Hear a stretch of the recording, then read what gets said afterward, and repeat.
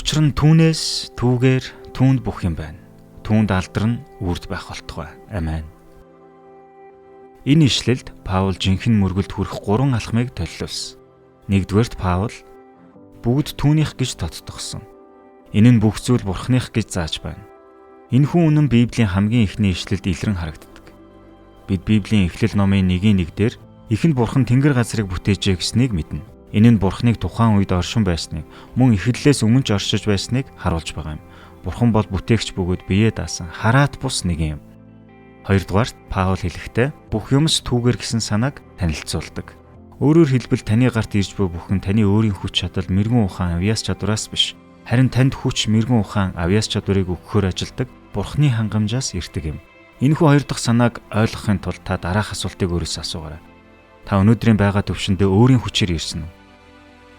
Өнөөдрийн хэн байгаа тань таны өөрийн ач гавьяа юу?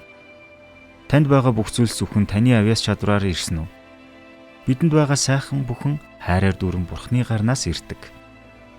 Паул хамгийн сүүлд нь түүнд бүх юм бий.